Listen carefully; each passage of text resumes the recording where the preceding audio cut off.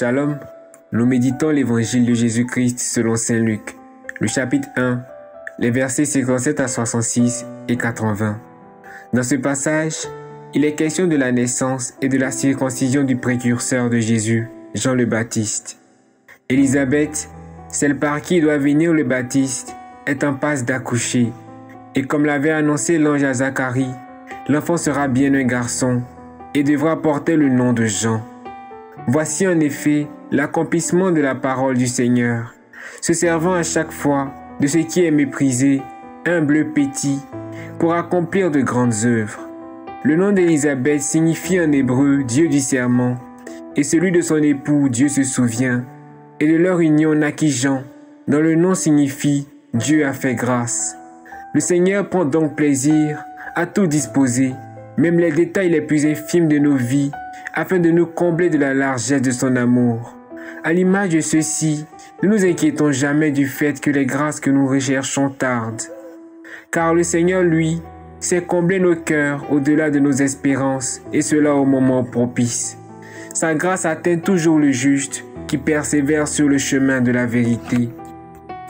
Le 8e jour après la naissance d'un enfant chez les Juifs constitue un jour sacré selon la loi, car c'est en ce jour que la mère étant purifiée pouvait porter son enfant au temple, afin que celui-ci soit circoncis et donc consacré à Dieu.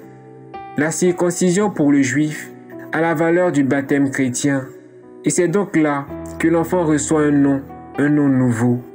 Ce nom reçu à notre baptême, nous le savons, est censé nous guider et est celui par lequel nous sommes reconnus comme enfants de Dieu.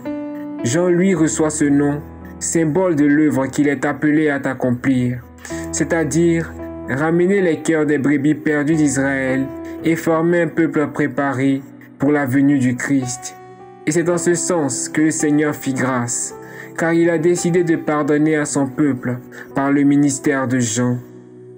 Ainsi, chacun de nous sur cette terre a reçu un nom de la part du Seigneur et porte en son cœur une mission particulière en rapport avec ce nom prononcé sur nous à notre baptême. C'est dans la prière que cette mission nous est révélée et c'est encore par la prière que nous devons l'accomplir. À chacun de nous, le Seigneur adresse cette parole qu'il a jadis dit à son prophète Jérémie. Avant que je ne t'eusse formé dans le ventre de ta mère, je te connaissais, et avant que tu fusses sorti de son sein, je t'avais consacré. Jérémie 1, verset 5. Alors, ne nous jugeons donc pas inutiles ou encore incompétents, car ce qui compte vraiment, c'est le regard et le dessein que le Seigneur a placé sur nous. Si nous tâchons de lui faire confiance et de nous laisser guider par son esprit, nous marcherons par celui-ci vers l'accomplissement de la volonté de Dieu sur nos vies. Et là, à l'image de Zacharie et Élisabeth, notre joie n'en sera que plus parfaite. Amen.